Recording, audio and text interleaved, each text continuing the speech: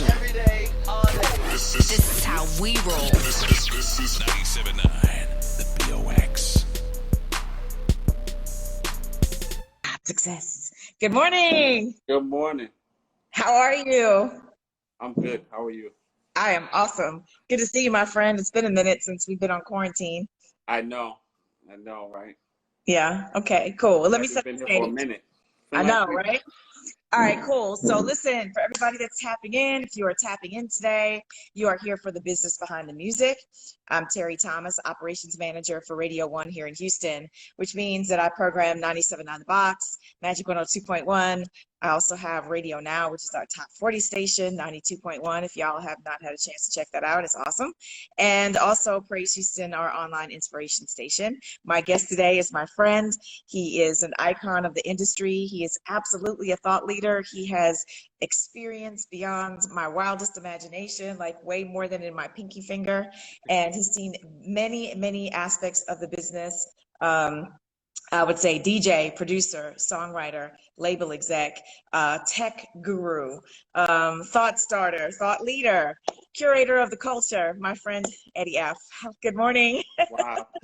Good morning. How are you? I'm spectacular. And of course, you know, a lot of people, they may be looking at you with shades on right now because it's very throwback. And be like, you know, it looks kind of like, is that Eddie F? Heavy D and The Boyz? Yeah, it's him, same guy, right? So one of my favorite things about you, though, is that you've been in the business for a very long time. And a lot of people don't necessarily realize that because you're so low key, you're so in the background. It's like you're there, you're always present. So if people don't know you, they don't know you're there. And I kind of appreciate that, you know? So, but you've been working hard. You've very much been working in the business, various aspects of it for a very long time. So I'm excited to have you. Thank you. Thank you for having me. It's funny. I kind of like being like under the radar, like right in that kind of like in the mix, but just like behind the scene. You know, that's just been my thing for a while. Yeah, I totally get that. So anyway, let's start a little bit though. Do want for you to just touch on your journey a little bit. So how did you come to be in this crazy business we call a music business? What drives that? Well, first and foremost, I just started as a DJ, just growing up in New York, loving hip hop, and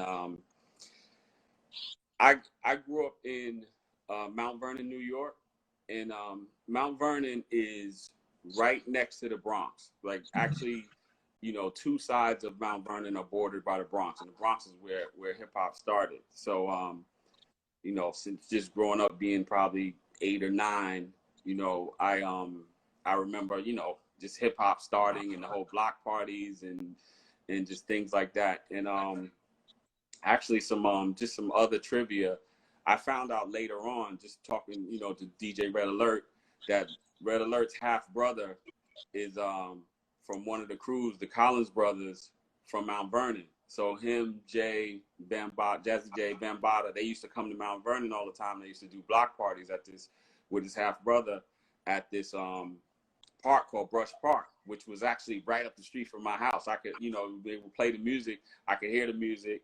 And at this point, you know, I'm just like 10 or something. I hear the music and I would like, you know, go up to the park and just see a bunch of, you know, people DJing with the big speakers and just, you know, crowd. Classic.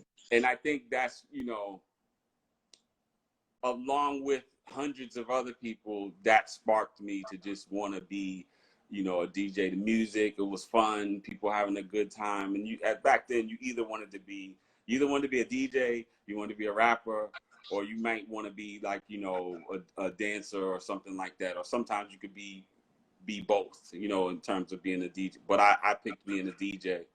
And through being a DJ and making music and then and doing parties and studying the craft, you know, I just love music. So I think the next natural progression was, you know, being a fan of the music, trying to make a record, wanting to make a record.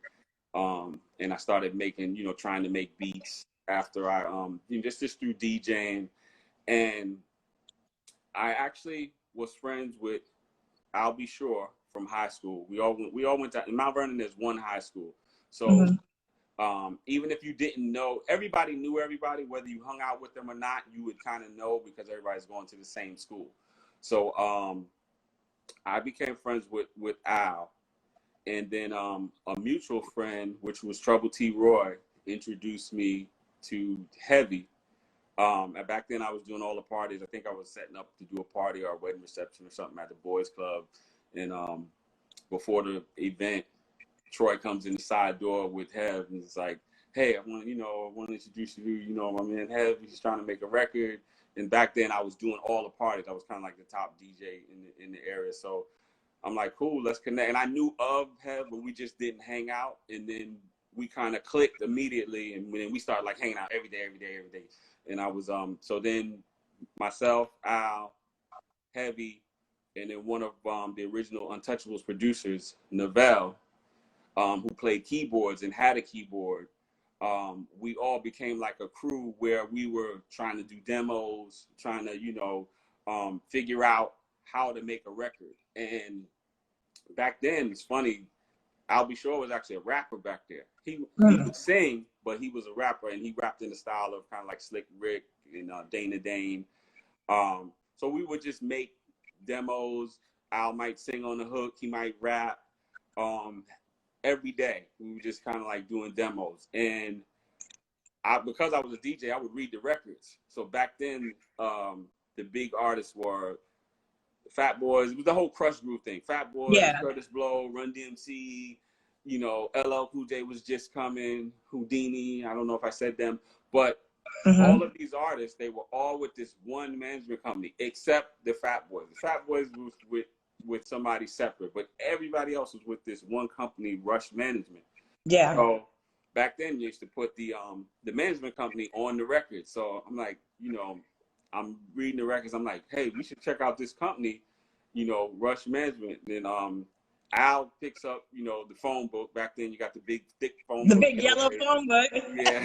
He's looking through the phone book and he finds the number, and we're just young. We didn't know you can just cold call, get a meet. We're just like, hey, we're just gonna try and make it happen. So Al calls, and he puts on his, back then smooth voice, Al B. Shore, professional, bass tone voice. He's like, like to speak to Russell Simmons, and they're like, who's calling? It's like, Albert Brown, and trying to see if we can, secure a meeting. And, of course they didn't. They're like, who is this? And they're like, so we don't get them on the phone. And then I think it was Heb's like, hey, we should just go down there.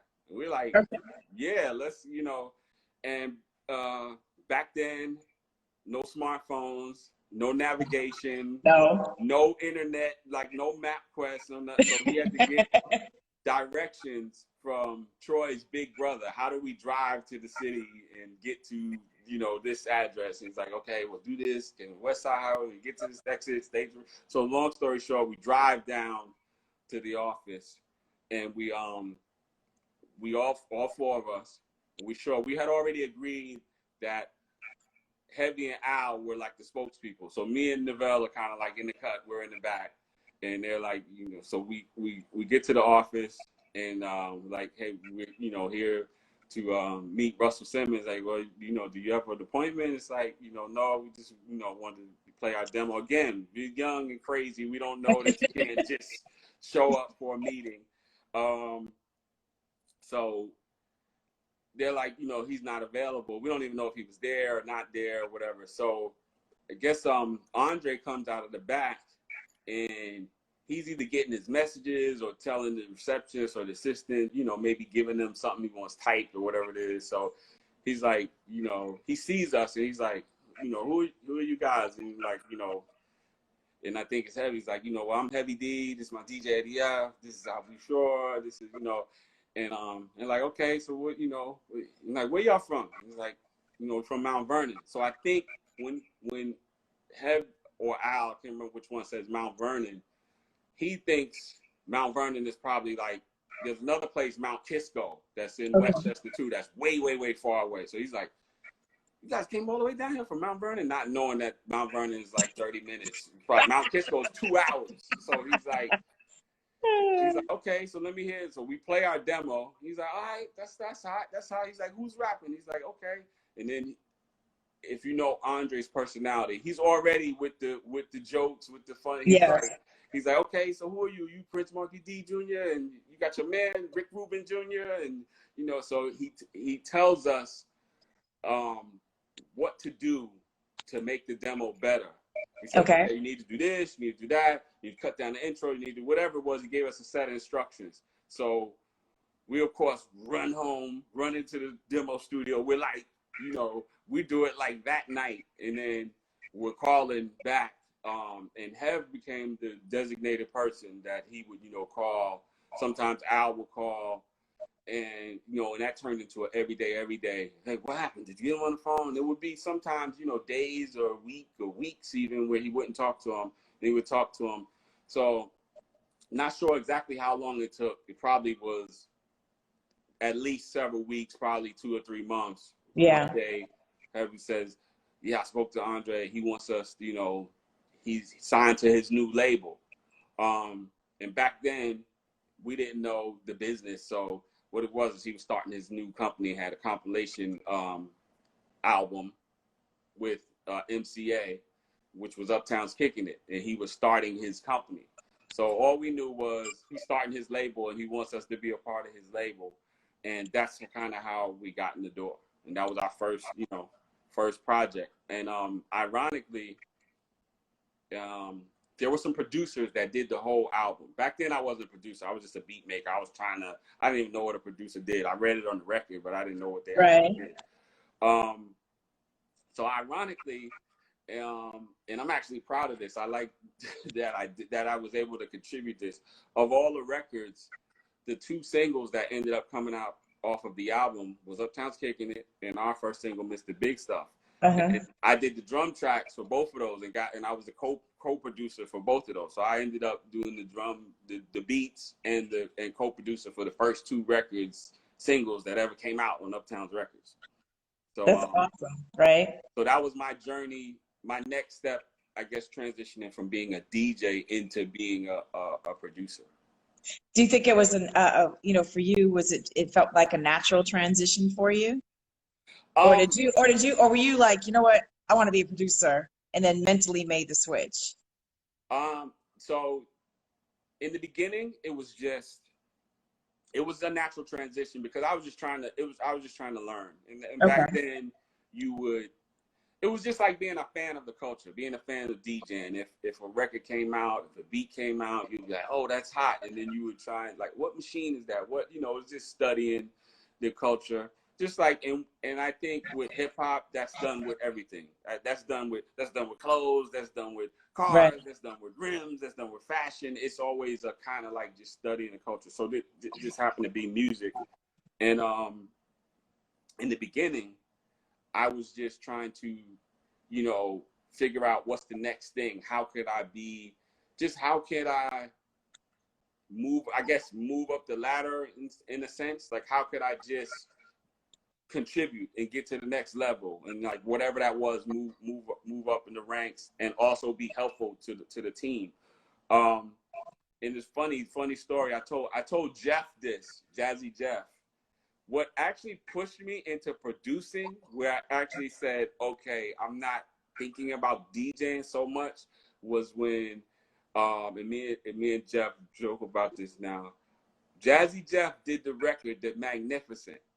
And it was a DJ record. And all DJs know this record. It was really kind of like the first DJ record that really just killed the whole game, crushed the game.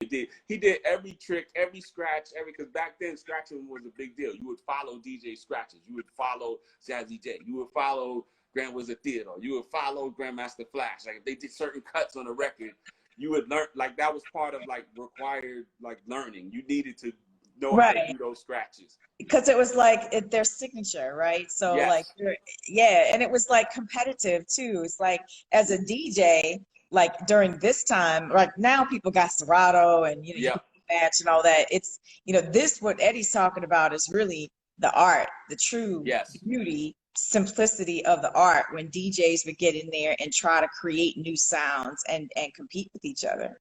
Yeah, there's a record, give example, Tila Rock, It's Yours, Yeah. which just happens to also be the first record on Def Jam when they were like with Party Time. There's a cut on it, and it became a signature cut. And like every DJ would be like, okay, I gotta, learn how to take, the break, Daisy Lady, and do that cut. That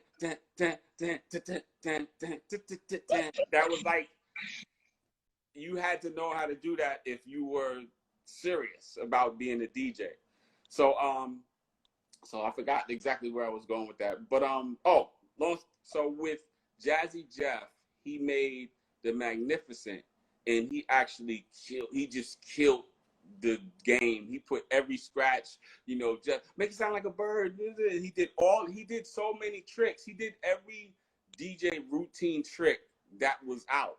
And I was like, that's it. Like, drop the mic. You can't do. Nobody else is gonna come out with a DJ record better than this. You might come out with something that maybe might match it, or it might just fall short, but it's not gonna be better. And even if it's better, you might squeeze a little. There's nothing left. So I was like, okay, he crushed the game. Like, I'm not focusing on DJing.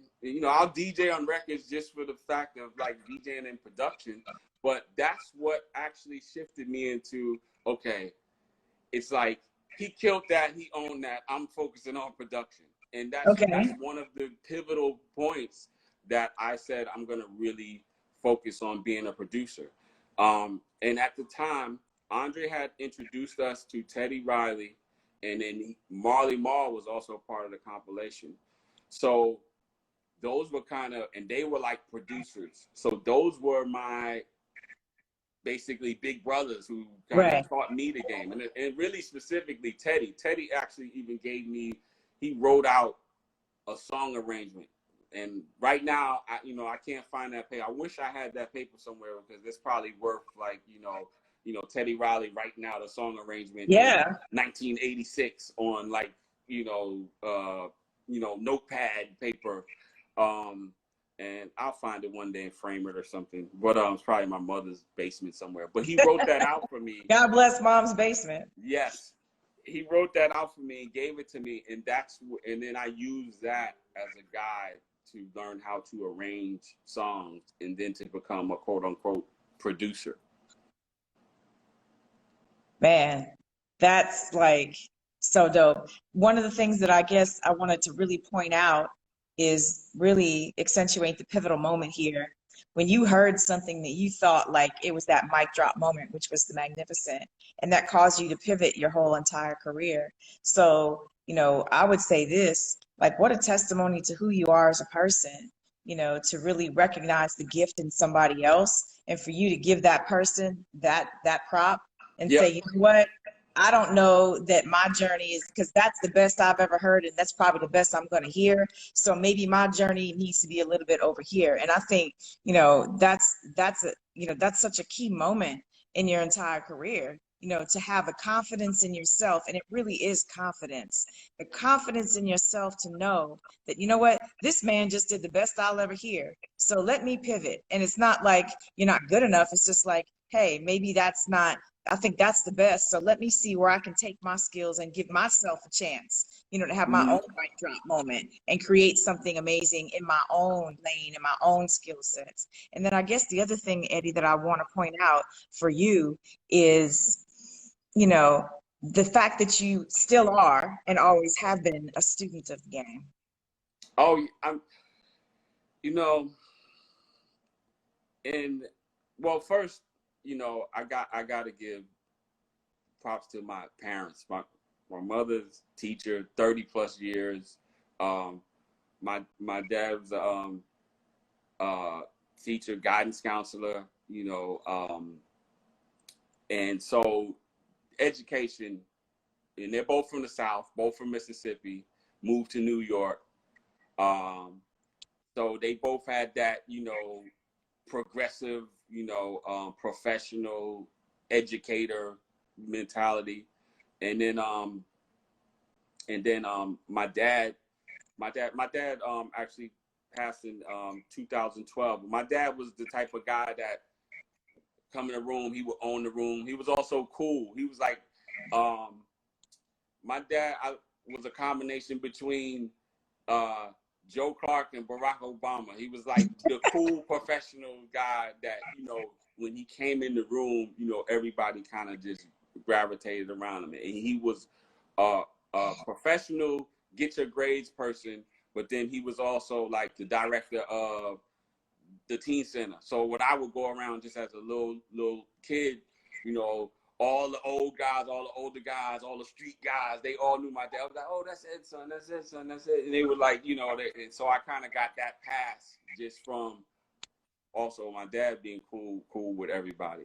You know, and he was the Q, the Mason, and all that stuff. So he was just kind of connected with everything. And that kind of pushed me, you know, at an early age, I learned that, you know, if you apply yourself and you get the information and you educate yourself, then you can advance. So that's something that I think became instilled in me, and I just kept always doing that.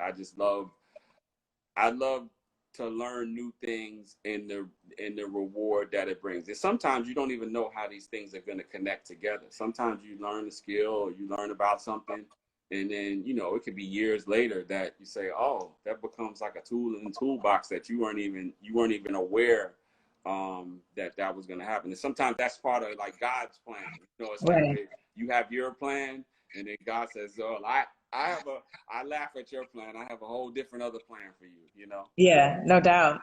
I've had you know, quite a few pretty awesome guests on here, and I'm being reminded of Shannara Butler, who was on here and talking about the importance of artists who want to be in the game to not just be somebody who could be on a mic, but to take the time to educate yourself on different facets of Yep. how a record is put together. Can you speak a little bit about that? You know, what your opinion is on that for artists that are trying to get in the game now? You know, it's a little bit different. You know, you talked about in your journey going to the demo studio, you know, and there was a lot of, we got to get studio time, we got to go to the studio. But because technology, which is also one of your other passions, you know, a lot of people like that home studio or that home situation is real for a lot of people. So, you know, how important do you think it is for artists to really learn how to touch many aspects of putting together a song? I think so when the thing that I know about music is that and a lot of the great artists, great producers, they pull from life experiences, from things they've heard over time, styles, and a lot of times a really great song or a great artist or a great project, a lot of times it's a collection. It's like a stew of a bunch of different ingredients, and the average person won't know that all these ingredients are in there. So I think it's important to kind of like broaden yourself, and it's like the more information you have, the more you can see. You start to almost, it's kind of like the Matrix. You start to see certain patterns and certain things in music and certain things in songs that the average person won't see or won't hear. And for example, I listen to songs, and then when somebody's singing, and it's what's called like the root note, and that's the note that you hear. That's like what you hear if you're gonna sing the melody. That's the main note. But there's all these other harmonic notes behind that, and that's what really makes it. That's what makes it a harmony, and that's what you're focusing on the root note, but you're hearing the whole harmony. And a lot of times you're hearing that background note, and that's what's giving it. That's what's giving it the emotion. That's what's giving it the either the sadness or the excitement or Right. the pain. And a lot of singers, they hear those notes. A lot of the greats, they hear those notes. And I've been around a lot of different singers, and they're listening. They're like, "Oh, did you hear? Did you hear how they did that? This in the back and this." So, and that goes for all aspects of the music. Also, a lot of times when you hear songs. And Teddy used to do this a lot. Teddy, Quincy Jones, Babyface, people exchange strings or horn sound sections for vocal sections and vice versa. So things that you would hear people usually sing, you might hear somebody play that in the horn section, and it's like they're playing it like voices. They're playing it like a choir,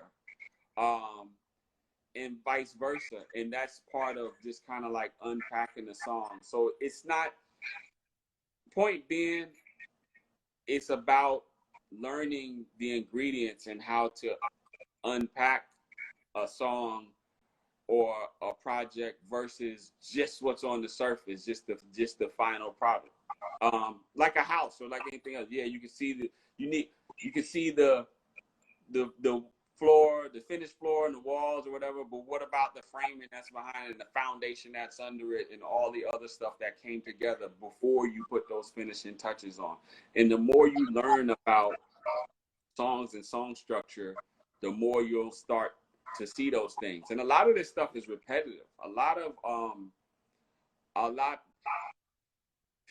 There's like, especially as somebody in hip hop, we used to there used to be a set of like just certain songs that you would use all the time, you DJ all the time. They call them now like break beats. Or, yeah. And it became like almost like the alphabet of hip hop music, like just a certain set, you know, whatever it is, 25 or 35 beats that kind of get either used or kind of like simulated over and over and over. And those are kind of like the building blocks of hip hop music. And you hear them all the time. Some of it, it's like a drummer, like somebody will be like, you know, drummers have, hey, give me a 1-2 beat, or give me a, yeah. know, and I don't know what you call the beats, but it's like, you know, there's certain standard beats. It's the same thing with music. It's the same thing with hip hop, that there's certain things, and now you can have variations of them. You can put your own spin on it. You can, you know, do different things with the music, overlaying it, but it's certain things that tend to work over and over and over and over again. So it's important to really study those things and kind of try and, I guess the term could be kind of master them, or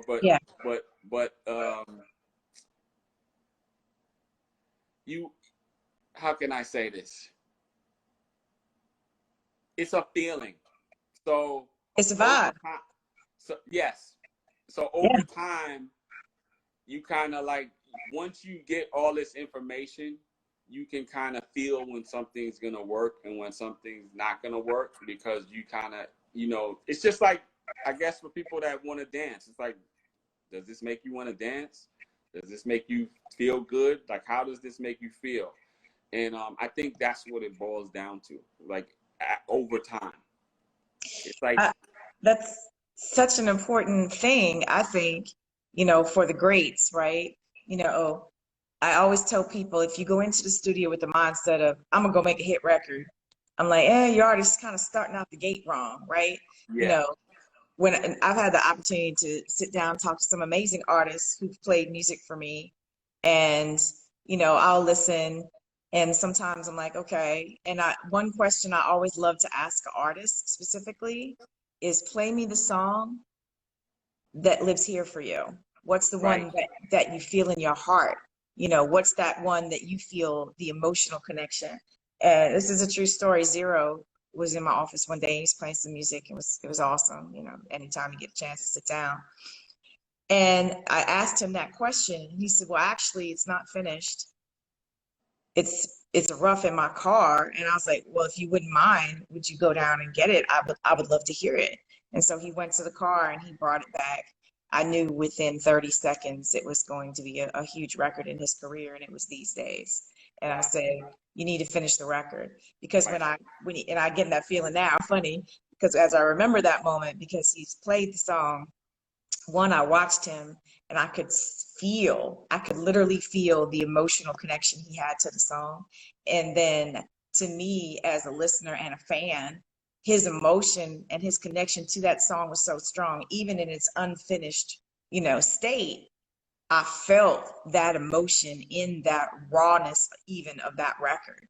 And he Right. went and he finished it, and it's a lot of, big record for him and his career. So I always tell artists, you know, make music you feel emotionally connected to. It's not always a sad song or a deep song, like in that sort of way. It could be a party and fun song Right. if it makes you feel something. To me, those are always the best records, because music, I think, has the very special and magical ability to say things what people can't say, to express yourself in a way you may not be able to express yourself. And I think music always does that, on a happy, upbeat vibe, on a sad vibe, on a I'm feeling some kind of way vibe. And so, I think the vibe and the emotional connection is so key. Oh, absolutely. It's funny.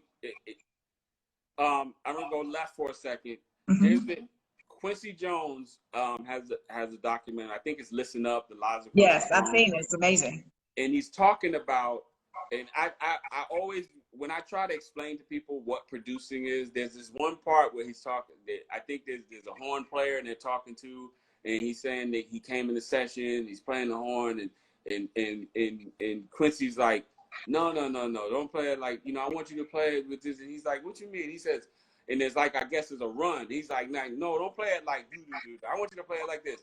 You dirty motherfucker. And he's like, oh, okay. And he's like, nobody ever explained it to me like that. And it's like, and he did, and then the next, he got it right away, because it's like he was saying, I want you to play this like this emotion. Yeah. I want you to play your horn with this emotion. And it's like that's kind of how music is.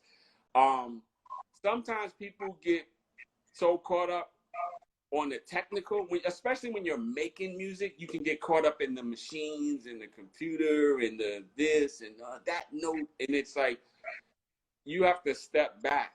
Yeah, as another point, there are a lot of great mistakes in songs, Yeah. that things that people thought, either artists, and that's one thing as a producer. A lot of times an artist will do something and you'll be like, what was that? And they'll be like, oh God, I need to read. Like, no, keep that. And it's a Right. Keep mistake, it. but it's a feeling. And a lot of times those feelings are what makes the song. And just to expand on that, I know for a fact, like one of the things Teddy would do early in the beginning, we would be making songs, and he would make a mistake in the song. And then the engineer might be like, oh, you want to say? He's like, no, leave that. And what I learned over time is those little mistakes, that's what makes the song feel real. Because when it's a band and you're playing and somebody hits a little off note or something, they don't go, oh, rewind that back. It's part of the whole experience of just, and when you hear a band, everything's not perfect. There's a mistake. There's a note Yeah. that's off. There's something, but that's part of the whole feeling. It's like, that's what keeps it from becoming just a mechanical sound. And it's important, because you want to have, at the end of the day, you're making music for people and humans, not for machines. So it's based on emotion and feeling.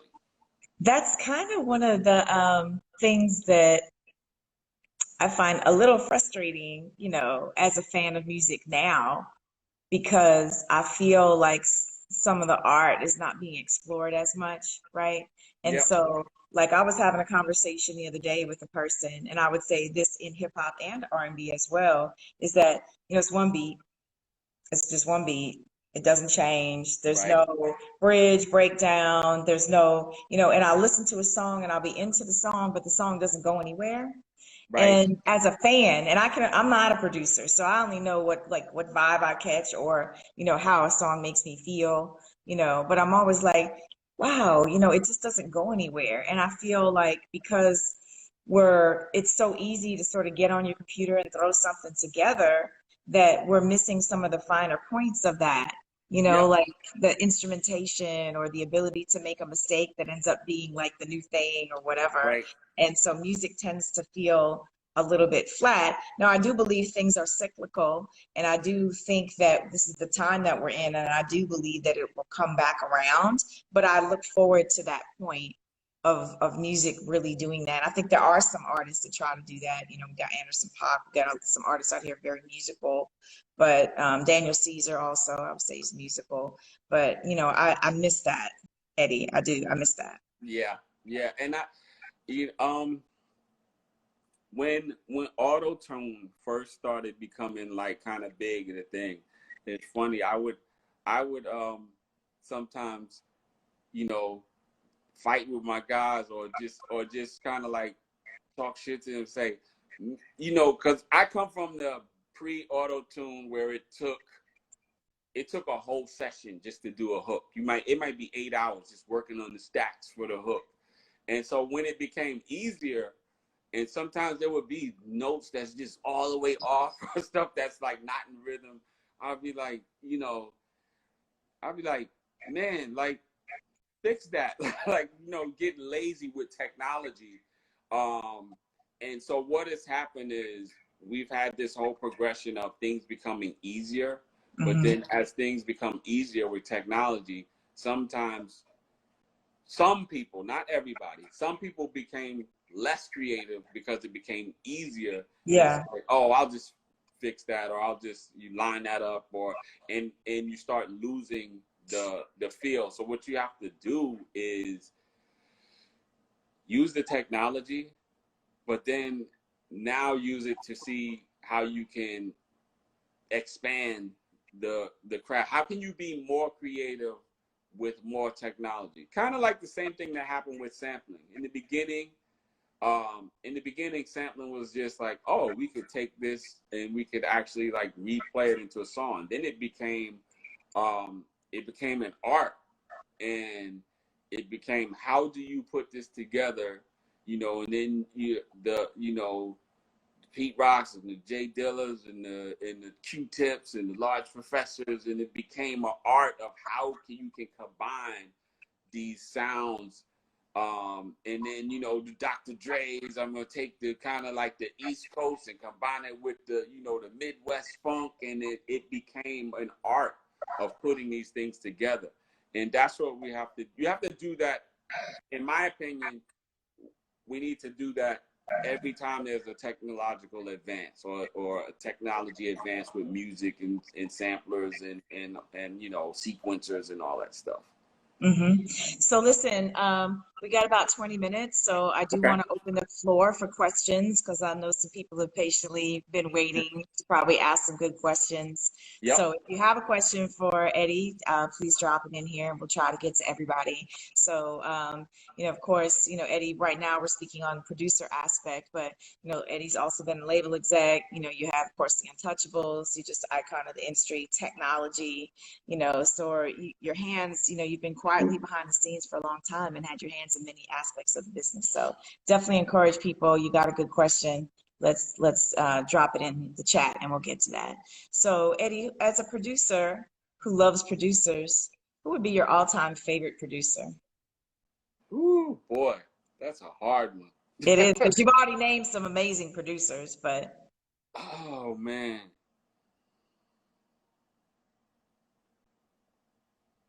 All-time favorite? I mean, it goes in eras. It's hard. It's hard. I don't have one favorite, but just off the top of my head, I have to say Teddy Riley. One of the reasons I have to say Teddy, one is because he's not only I'm a fan, he's a friend. But also because he led the charge for our whole musical movement, in terms of, you know, it was like, okay, this is what we're doing. And everybody knows when the Teddy Riley songs came, it was like, it was a jam. It was like, just was, and there was an excitement around it. And it was kind of like kicking down the doors for young New York based hip hop, urban music.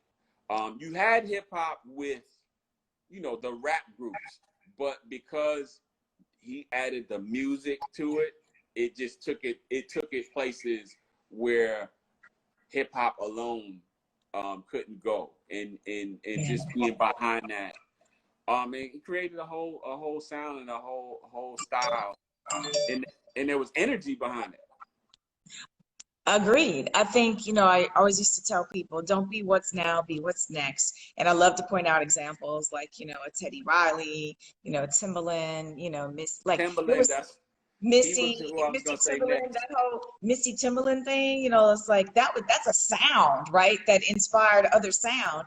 And so I always encourage people like, yo, be what's next, so that people are gonna say, oh, it's that sound. Like now you've really carved out a piece of the culture for yourself in terms of influence, because you created a whole sound, that's out there. And when we look through these eras, and I love that you mentioned eras, when we look through these eras, we can definitely pick out the top curators of this cultural sound of that era. And there's a sound, like I may not know the artist specifically, but I can tell who probably produced it or wrote it or whatever, so that's one of the most beautiful things about this business, with the art and the science. So I'm scrolling through here. I do see some questions coming in, Eddie. So Okay.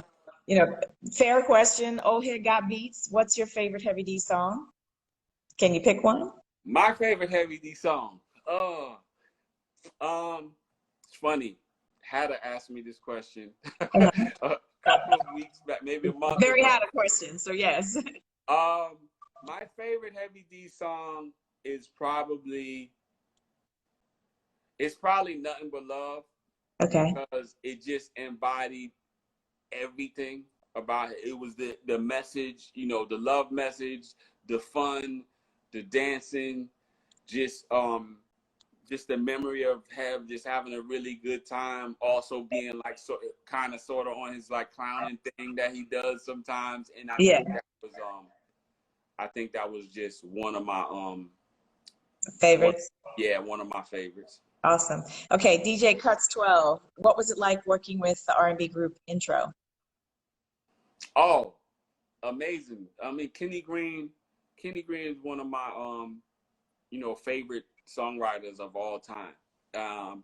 And one of the reasons is because not only was he so talented and laid down the blueprint for like the original Mary J. Blige stuff and all that, but he went also in a different direction at a time where everybody was kind of doing the hard gospel sound, more of the, Stevie Wonder, Charlie Wilson, Aaron Hall, KC.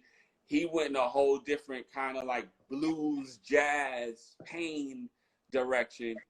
And then his lyrical content was so dope. And I think it took a while. I really, funny story. In the beginning, none of my guys wanted to work with him, like not because of anything bad. They just were like, they just weren't really interested.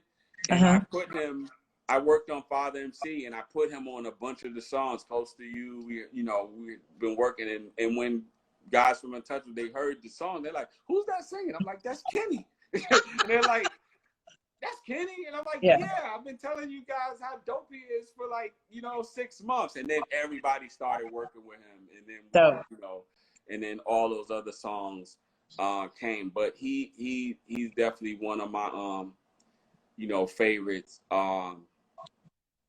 Donnell Jones. I mean, I love Donnell. Another guy who has a melodic voice that is he didn't go just with what everybody else was doing, and that's what I kind of heard. I kind of heard in him like a young melodic. When Babyface was making all those songs, like kind of like the Bobby Brown stuff, and Down My Heart, and Every Little Step, and all that. I heard like, oh, a young guy who's singing melodies. And then because of him being from Chicago and his whole background, you added, Donnell's like kind of like, he's like a rapper singing. He's a rapper mentality singing love songs, which I always felt was like dope. Very cool. Mix Jordan is in here, one of our frequent viewers of the series. He's asking, who do you feel put you on the journey into music?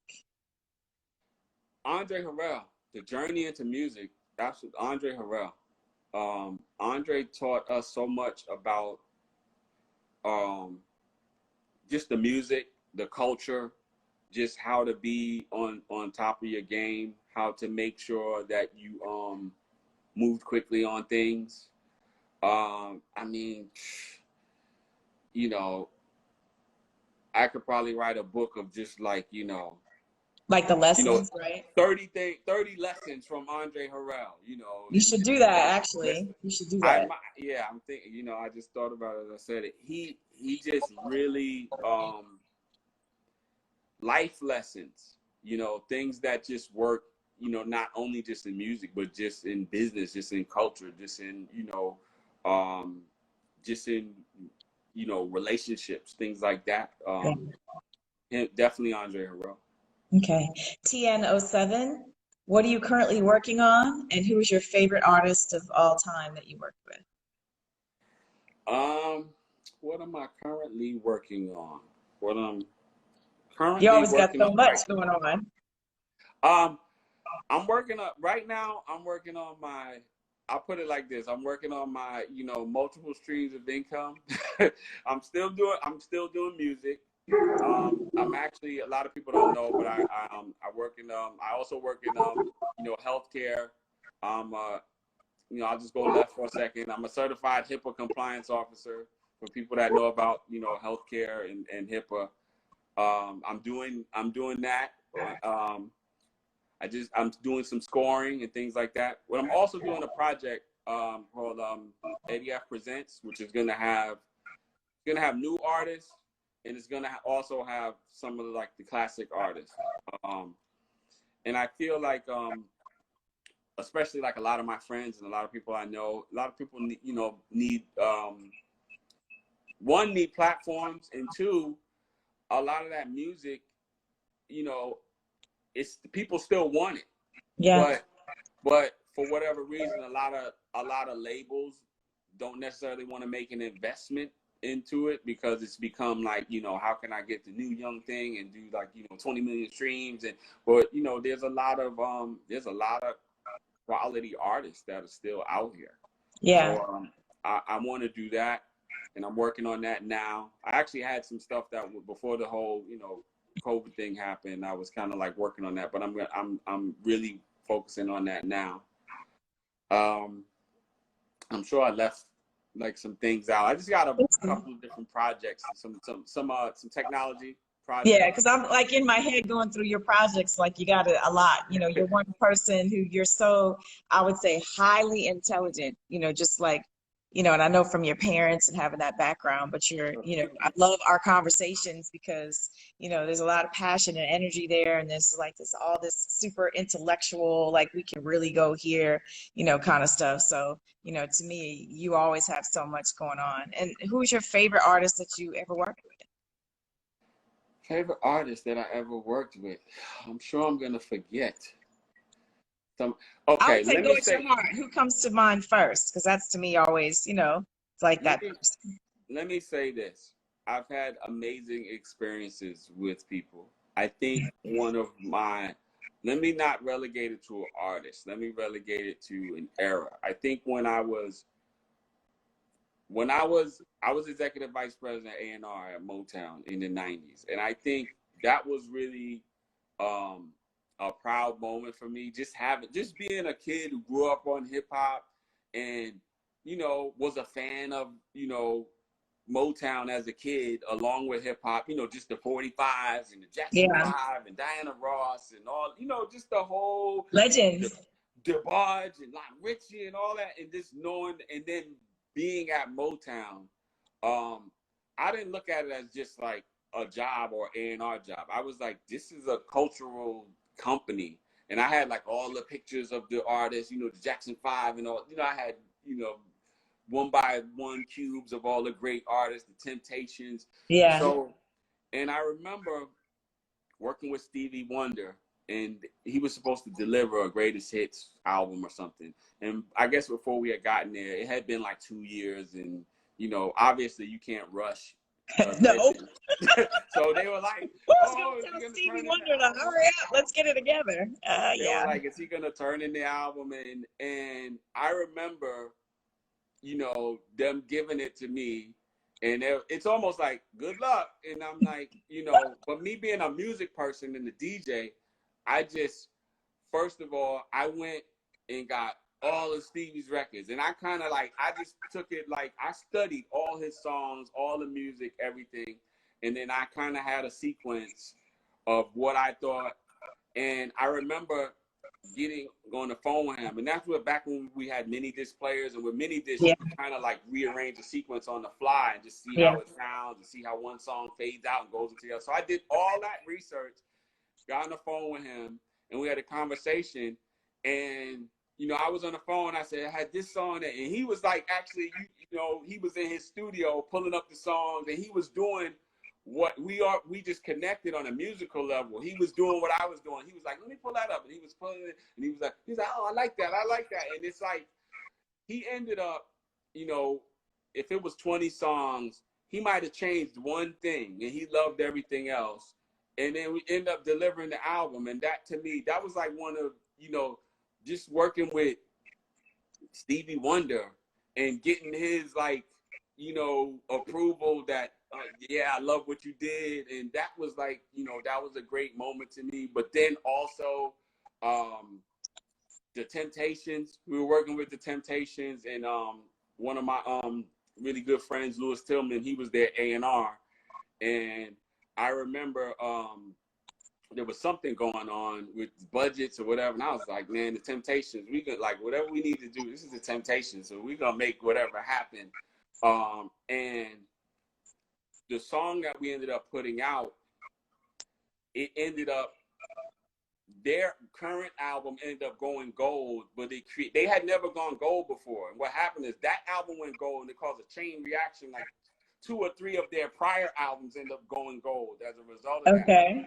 And I have a poster that that Otis signed, and it says, it says the Eddie F is like, thanks for always looking out for the Temps, Otis, Temptation, stuff like that. That's like priceless, Yes. So that whole era, and then that's also at the same time when I personally met Michael Jackson. We went to the Motown Cafe, me and one of my really good friends, Sugar Dice. He was from Uptown, and he was also a vice president at Motown. We went to Motown Cafe, and I think her name is Tracy Jordan. We knew her, and she says, hey guys, I want you to see something. And what happened is Michael Jackson, the place was just regular running downstairs, but the upstairs was like, it was closed, it was roped off. So they took us upstairs, which looked like it was closed, and it was Michael Jackson there sitting in a corner in the back, and all the people downstairs, they didn't know, like, Michael Jackson is there. He was upstairs. So we go over the top, and it's crazy because, she's like, yeah, this is Eddie F, Heavy, you work with Heavy.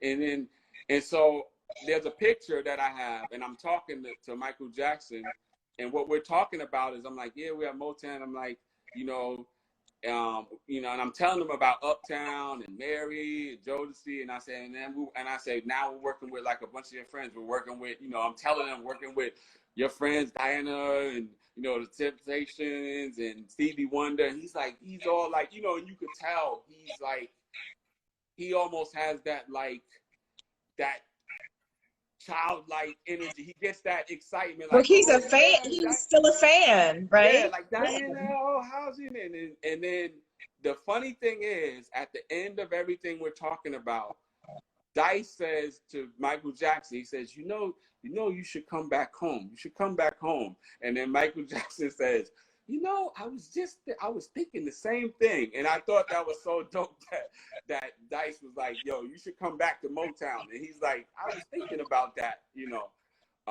and we told that story the next day in our staff meeting with, like, 40 executives. And I remember we got like a standing ovation because, that whole conversation, him telling Michael Jackson, you should come back to Motown.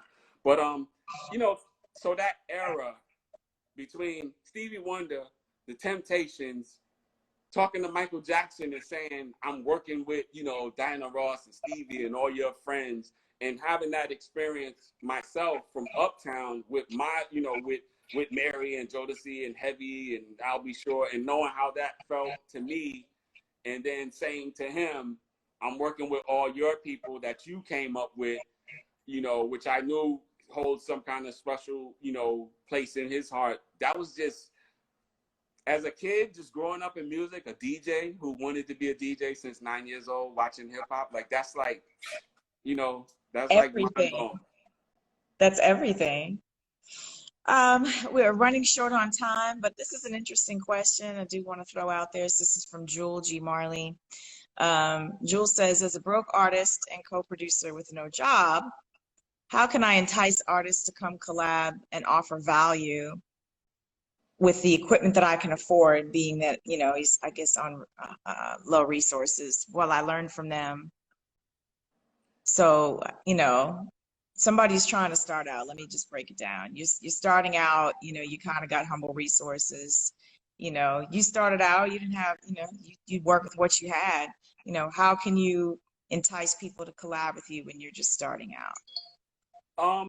One thing that you can do is try and gather either resources or information that people don't have and organize it. Meaning, and what I mean by that is, you know, if you have like drum sounds, or if there's drum sounds, say like even on the internet, that you can just kind of like, you know, gather together and just kind of like even just organize it like into folders or something.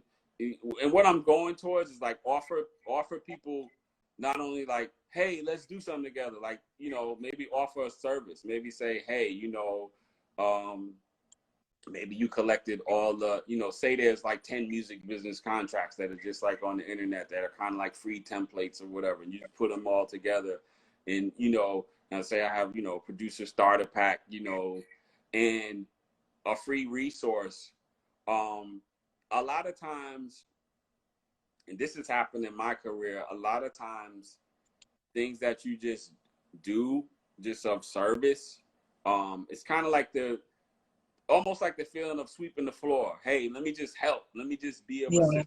Sometimes when you can just connect with other people and help them with where they're trying to go, what they're trying to do, then, you know, you're not gonna connect with everybody. But if there's like 50 people, there might, you only need one, you only need two, you know, that something where you find a real connection and something's there. So I would say, you know, put it like this. If I'm a new person and I don't know you, and let's just say I'm an artist and you have beats, and let me just say I'm a female artist, and I'm getting like 50 people in my DM, hey, let's collab, let's do this, let's do that. But, you know, maybe I'm looking for management, or maybe I need like some, you know, some agreements, or maybe I need something. If I see somebody that has a service, I might say, oh, let me, you know, download that free ebook or that free, or those, whatever that is, that package.